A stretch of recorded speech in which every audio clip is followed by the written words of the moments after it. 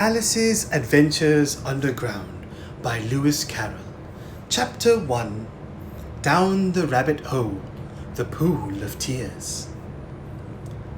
Alice was beginning to get very tired of sitting by her sister on the bank and of having nothing to do.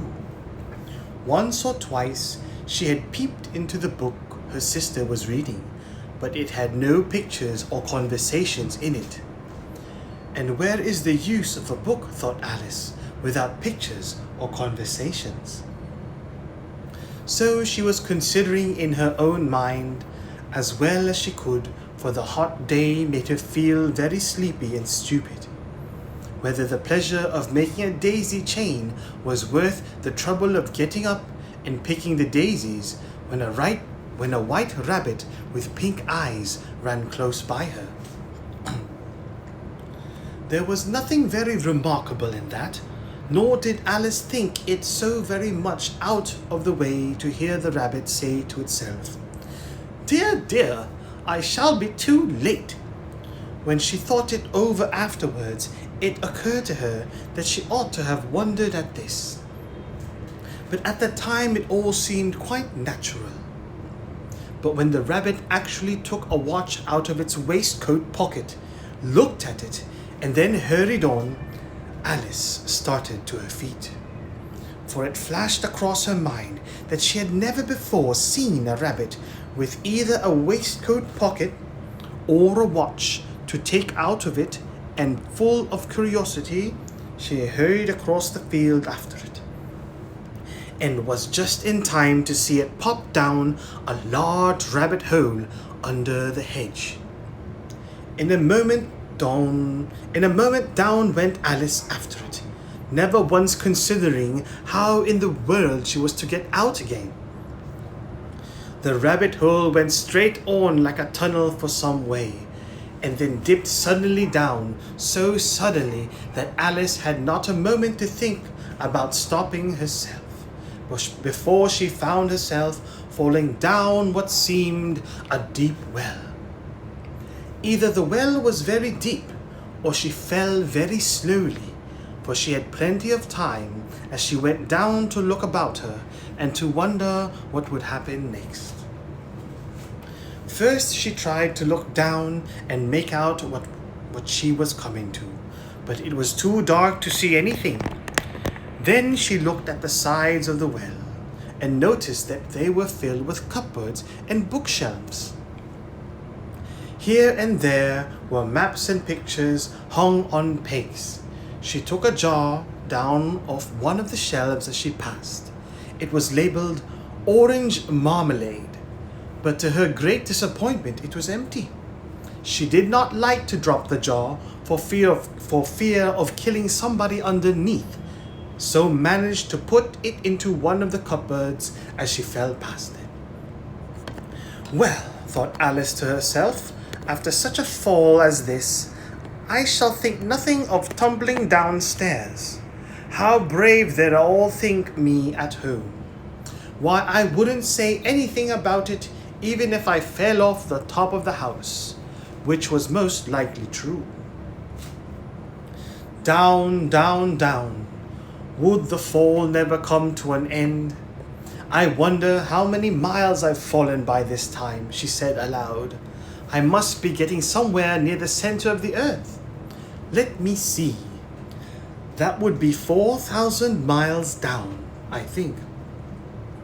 For you see, Alice had learnt several things of this sort in her lessons in the schoolroom. And though this was not a very good opportunity of showing off her knowledge, as there was no one to hear her, still it was good practice to say it over. Yes, that's the right distance. But then what longitude or latitude line shall I be in? Alice had no idea what longitude was, or latitude either, but she thought they were nice grand words to say. Presently she began again. I wonder if I shall fall right through the earth. How funny it'll be to come out among the people that walk with their heads downwards. But I shall have to ask them what the name of the country is, you know. Please, ma'am, is this New Zealand or Australia? And she tried to curtsy as she spoke. Fancy curtsying as you're falling through the air. Do you think you could manage it? And what an ignorant little girl she'll think of me for asking. No, it'll never do to ask. Perhaps I shall see it written up somewhere. Down, down, down. There was nothing else to do. So Alice soon began talking again. Dinah will miss me very much tonight, I should think. Dinah was the cat. I hope they'll remember her saucer of milk at tea time. Oh dear Dinah, I wish I had you here. There are no mice in the air, I'm afraid, but you might catch a bat, and that's very like a mouse, you know, my dear. But do cats eat bats, I wonder? And here Alice began to get rather sleepy and kept on saying to herself in a dreamy sort of way, do cats eat bats? Do cats eat bats? And sometimes do bats eat cats? For as she couldn't answer either question, it didn't much matter which way she put it. She felt that she was dozing off and had just begun to dream that she was walking hand in hand with Dinah, and was saying to her very earnestly, Now, Dinah, my dear, tell me the truth. Did you ever eat a bat? When suddenly, bump, bump, down she came upon a heap of sticks and shavings, and the fall was over.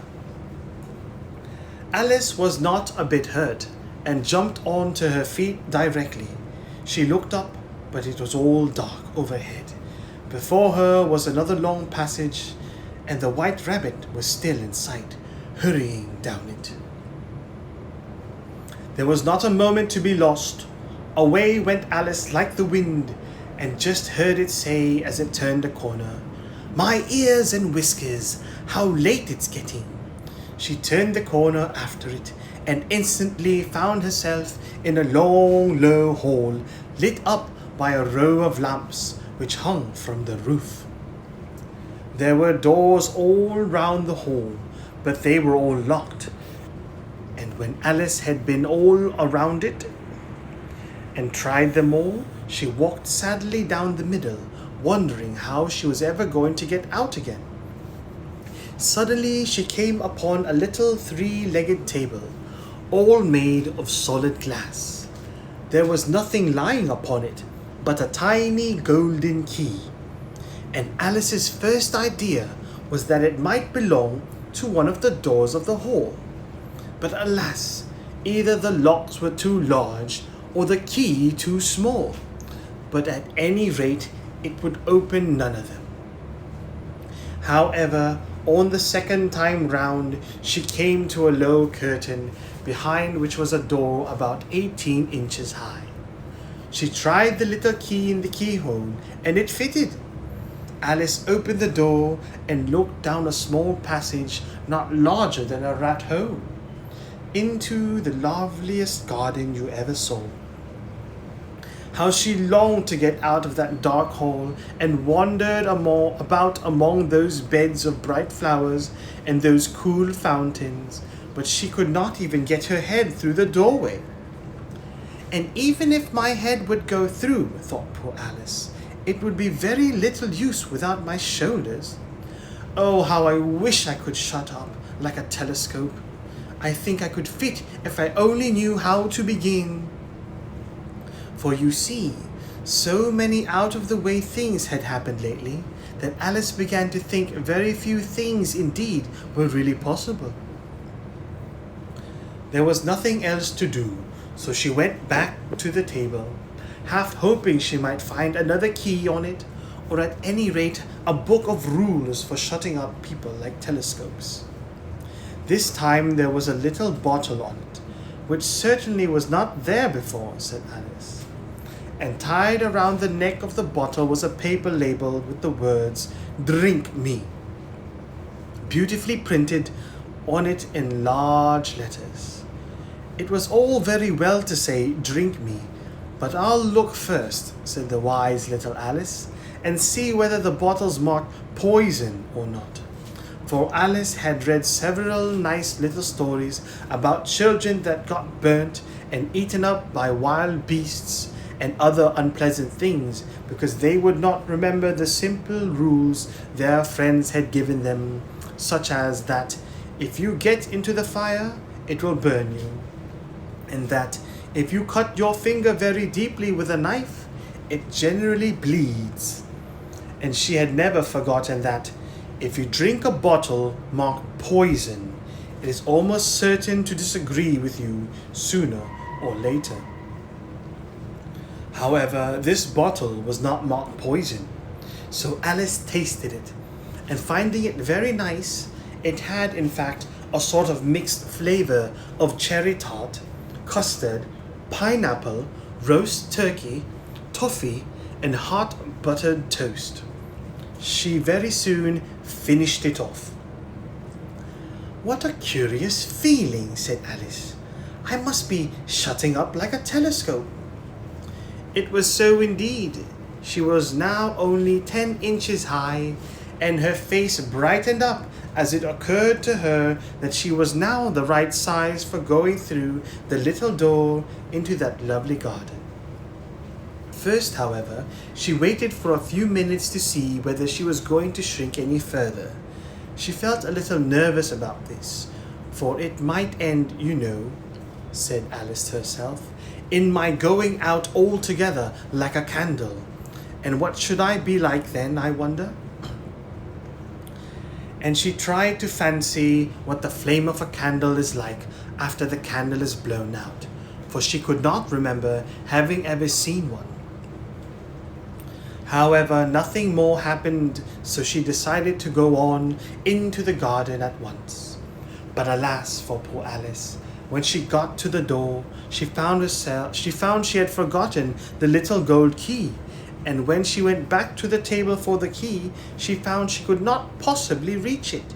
She could see it plainly enough through the glass, and she tried her best to climb up one of the legs of the table, but it was too slippery. And when she had tired herself out with trying, the poor little thing sat down and cried. "Come, there's no use in crying," said Alice to herself rather sharply. "I advise you to leave off this minute." She generally gave herself very good advice, and sometimes scolded herself so severely as to bring tears into her eyes. And once she remembered boxing her own ears for having been unkind to herself in a game of croquet. Croquet? She was playing with herself. For this curious child was very fond of pretending to be two people. "But it's no use now," thought poor Alice, "to pretend to be two people. Why, there's hardly enough for me left to make one respectable person." Soon her eyes fell on a little ebony box lying under the table.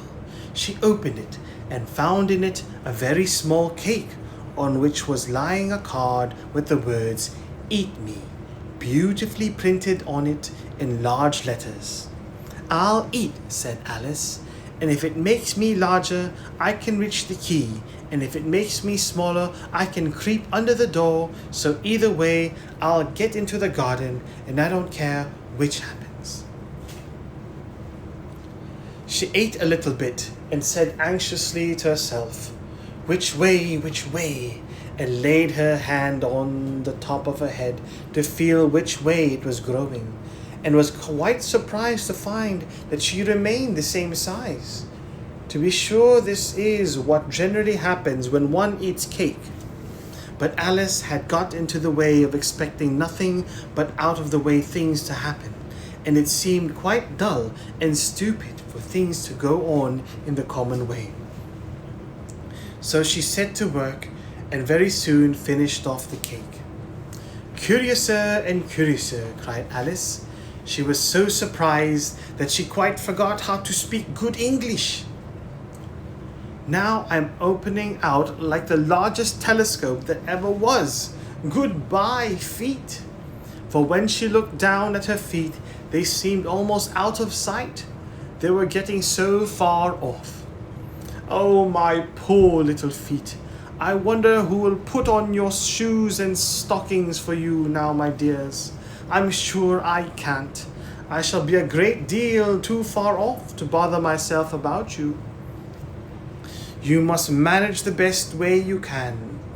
But I must be kind to them, thought Alice, or perhaps they won't walk the way I want to go. Let me see. I'll give them a new pair of boots every Christmas. And she went on planning to herself how she would manage it. They must go by the carrier, she thought, and how funny it'll seem sending presents to one's own feet, and how odd the directions will look. Alice's right foot eschew the carpet. With Alice's love. Oh dear. What nonsense am I talking? At this moment, her head struck against the roof of the hole. In fact, she was now rather more than 9 feet high, and she at once took up the little golden key and hurried off to the garden door. Poor Alice! It was as much as she could do, lying down on one side to look through into the garden with one eye, but to get through was more hopeless than ever. She sat down and cried again. You ought to be ashamed of yourself, said Alice. A great girl like you, she might well say this, to cry in this way. Stop this instant, I tell you. But she cried on all the same, shedding gallons of tears until there was a large pool about 4 inches deep all around her. And reaching halfway across the hall, after a time she heard a little pattering of feet in the distance, and dried her eyes to see what was coming. It was the White Rabbit coming back again, splendidly dressed, with a pair of white kid gloves in one hand and a nosegay in the other. Alice was ready to ask for help of anyone. She felt so desperate, and as the rabbit passed her, she said in a low, timid voice, If you please, sir.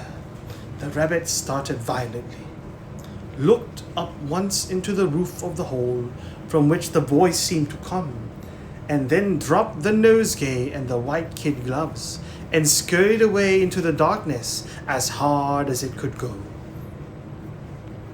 Alice took up the nosegay and gloves, and found the nosegay so delicious that she kept smelling at it all the time. She went on talking to herself. Dear, dear, how queer everything is today, and yesterday everything happened just as usual. I wonder if I was changed in the night. Let me think. Was I the same when I got up this morning? I think I remember feeling rather different.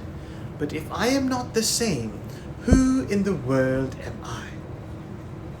Ah, that's the great puzzle. And she began thinking over all the children she knew of the same age as herself, to see if she could have been changed for any of them.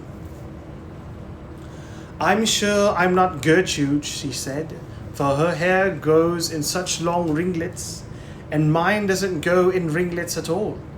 And I'm sure I can't be Florence, for I know all sorts of things, and she knows such a very little. Besides, she's she, and I'm I, and oh dear, how puzzling it all is. I'll try if I know all the things I used to know. Let me see. 4 times 5 is 12.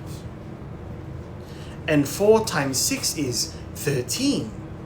And 4 times 7 is 14. Oh dear, I shall never get to 20 at this rate, but the multiplication table don't signify. Let's try geography. London is the capital of France, and Rome is the capital of Yorkshire, and Paris, oh dear, dear, that's all wrong. I'm certain. I must have changed for Florence. I'll try and say, how doth the little? And she crossed her hands on her lap and began. But her voice sounded hoarse and strange, and the words did not sound the same as they used to do. How doth the little crocodile improve its shining tail, and pour the waters of the Nile on every golden scale?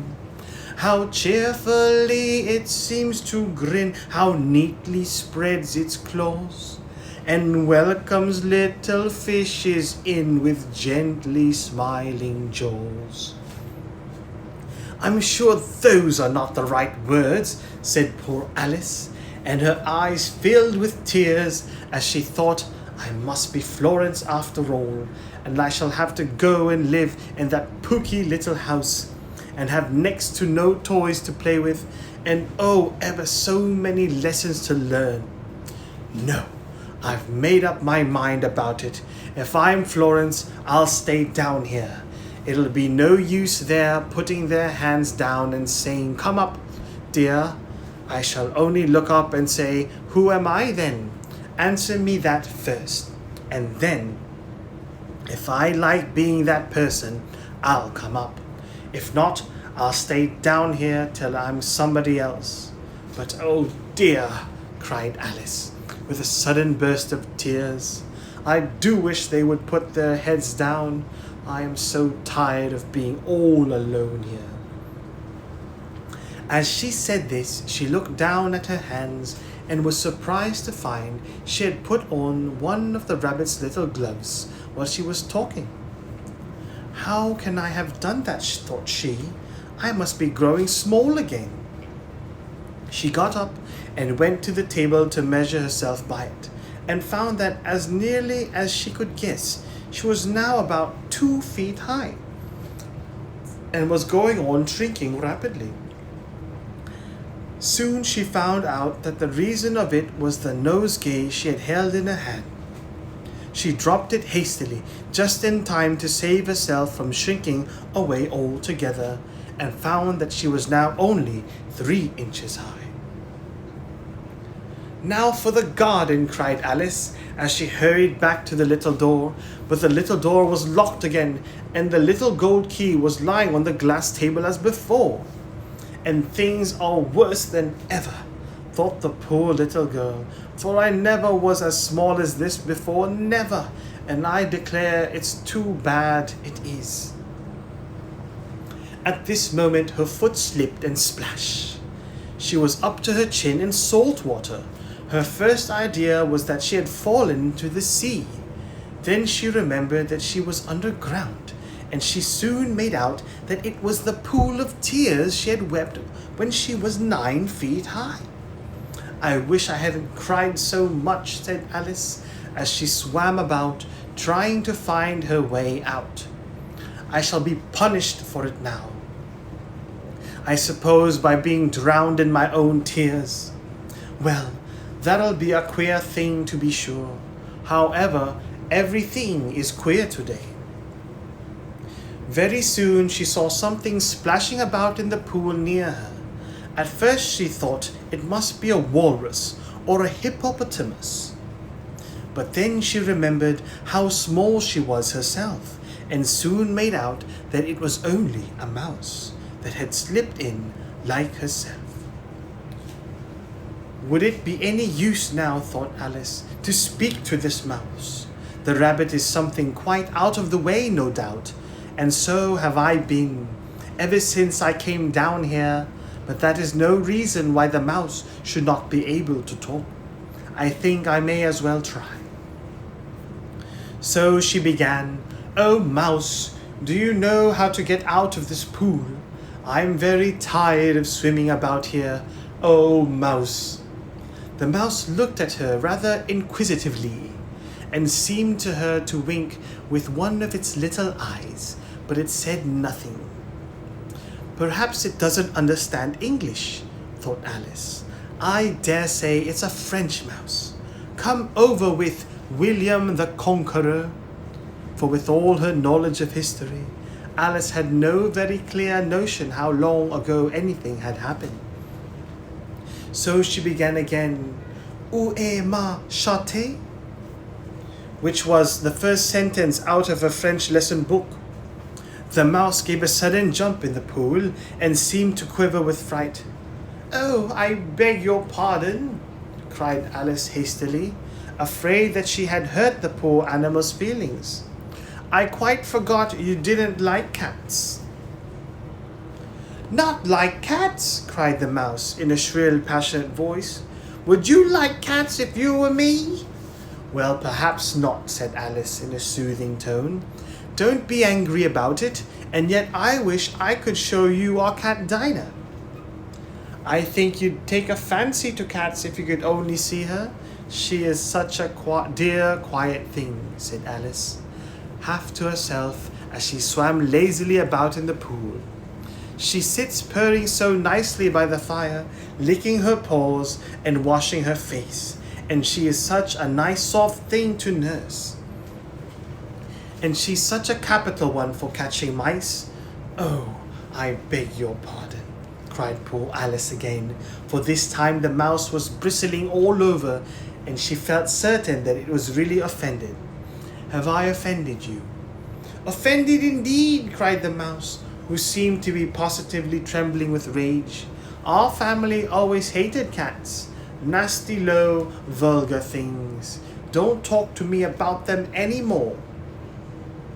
"I won't indeed," said Alice, in a great hurry to change the conversation.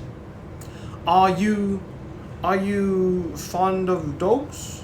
The mouse did not answer, so Alice went on eagerly. "There is such a nice little dog near our house I should like to show you. A little bright-eyed terrier, you know, with, oh, such long, curly brown hair. And it'll fetch things when you throw them, and it'll sit up and beg for its dinner, and all sorts of things. I can't remember half of them, and it belongs to a farmer, and he says it kills all the rats and—" "Oh dear," said Alice sadly, "I'm afraid I've offended it again." For the mouse was swimming away from her as hard as it could go, and making quite a commotion in the pool as it went. So she called softly after it, "Mouse dear, do come back again, and we won't talk about cats and dogs any more if you don't like them." When the mouse heard this, it turned and swam slowly back to her. Its face was quite pale with passion, Alice thought. And it said in a trembling low voice, "Let's get to the shore, and then I'll tell you my history, and you'll understand why it is I hate cats and dogs."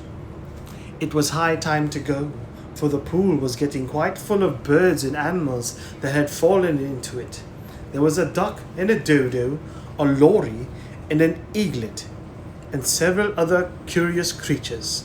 Alice led the way, and the whole party swam to the shore. This ends chapter 1 of Alice's Adventures Underground, Down the Rabbit Hole, the Pool of Tears.